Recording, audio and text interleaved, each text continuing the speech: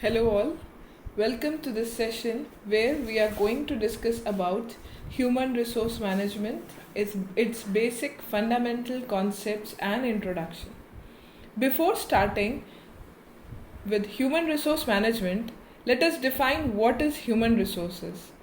In common parlance, human resource means the people and the employees working in the organization. And they are termed as resource because they help in attaining organizational goals and objectives. Many experts have defined human resource management in their own words.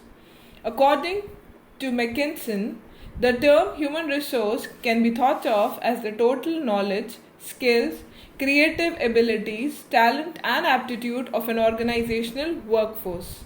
The term human resource is also explained in the sense that it is a source like any other natural resource. It does not mean that management can get and use all the skills and abilities, but can utilize in order to give a positive attitude among the employees. Another definition given by Edwin Flippo, human resource is planning, organizing, directing, controlling of procurement, development, compensation, integration, maintenance, and separation of human resources to the end that individuals, organizations, and social objectives are achieved. In short, human resource may be defined as the total knowledge, skills, creative abilities, talent, and aptitude of an organizational workforce, as well as the values, the attitudes, the approaches, and beliefs of an individual involved in the affair of the organization. It is also the sum total or the aggregate of the inherent abilities and the talent and the aptitude of the persons employed in the organization. Now, coming towards the nature of human resource management. It is a process of bringing people and organization together so that the goals of each are met. Each means the goal of the employees and the goal of the organization both. The nature includes it is a pervasive. Pervasive means it is present in all the type of employees, irrespective of the size. It focuses on results rather than on roles. It tries to help employees develop their potential fully. It also encourages employees to give their best. That is, specialized tasks to specialized person. It also helps employees at work to attain both individual as well as group objectives. It tries to put people on assigned jobs and get better results.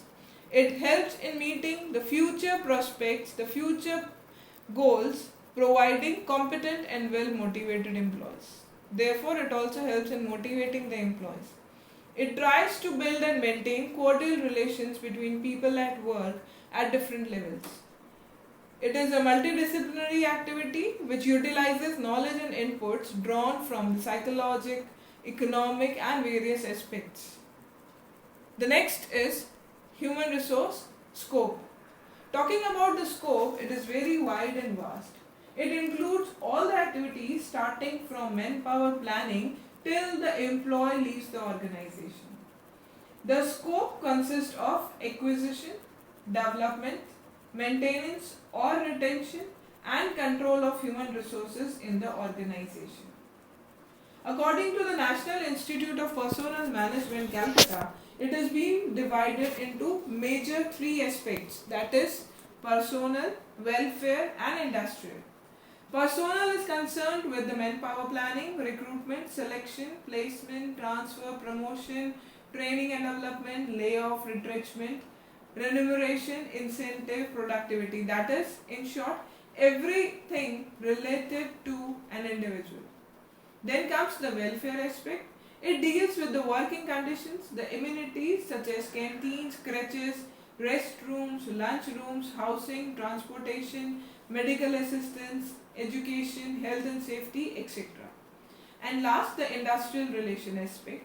This covers the union, the management relation, the joint consultation, collective bargaining, settlement of disputes, etc. Coming towards the function of human resource management. The function performed by managers are common at all the levels of the organization. But on a larger aspect, we can divide these functions into two parts: managerial functions and operative functions. As the name itself suggests, managerial functions are those functions performed at a managerial level, that is, simple planning, organizing, directing, controlling of the employees in the organization. Planning the number and the type of employees, organizing as per the planning, directing as per the planning and organizing, assigning specialized tasks to specialized person, and controlling the employees working in the organization. The next, the operative function. The operative functions can be further divided into five, that is procurement, development, compensation, integration and maintenance. Procurement means to bring the employees the required type and number of employees. This could be only possible while we perform various other functions of analyzing the job. On the basis of analysis, we will plan the human resources, then we will recruit, select, place, induce, transfer, promotion, and when the requirement and the abilities are fulfilled, we may separate the employee.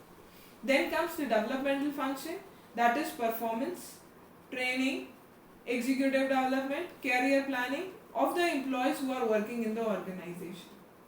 Then compensation function.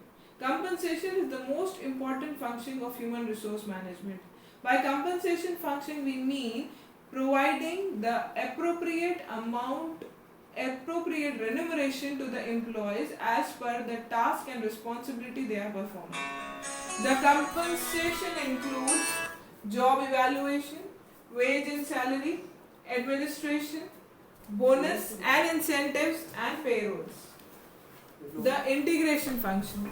The integration of motivation, job satisfaction, grievance, collective bargaining, conflict, participation of the employees, the discipline.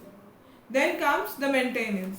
Maintenance related to health, safety, social security, welfare, personal records and personal audits which help an employee to perform the task effectively.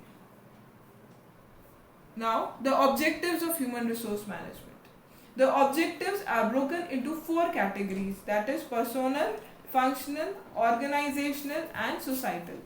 Personal objectives includes offering the opportunity for education or career development as well as maintaining employee satisfaction. Functional objectives, they are concerned and includes all the HR resources allocated for its full potential. The organizational objectives, these are those which includes providing training, hiring the right amount of employees for a given task or maintaining high employee retention. And last is the societal objective. Societal objectives includes legal issues such as equal opportunity and equal pay to all workers. Starting about the human resource management, it is only effective when we have an effective HR manager.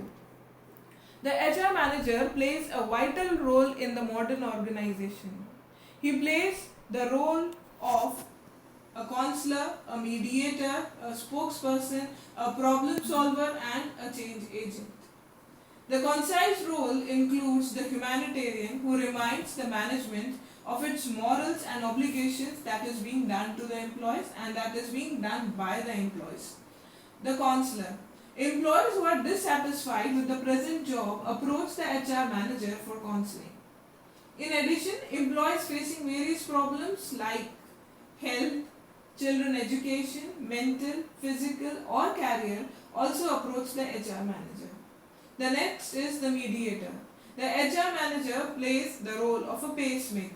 He settles disputes between the employees and the management by acting as a communication link between both of them. He also acts as a spokesperson.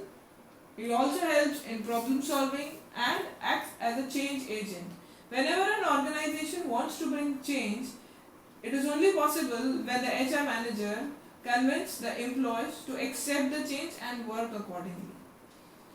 Besides the role, there are certain responsibilities of an HR manager. The major responsibilities of an HR manager is to have a knowledge of the corporate culture, the plans, the policies, and the rules regulations going on in the industry.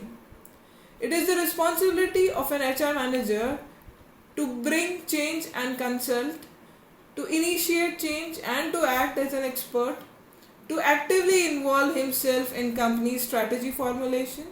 It is the responsibility to facilitate the development of various organizational teams and their working relations with other teams. It is also responsible to try and relate people and work so that organizational objectives are achieved. It is the responsibility of HR manager to diagnose problem and to determine appropriate solution in human areas. And lastly, to evaluate the impact of an human resource development intervention or to conduct a research so as to identify, develop and improve the individual and organizational performances. Thank you. That's all for the session.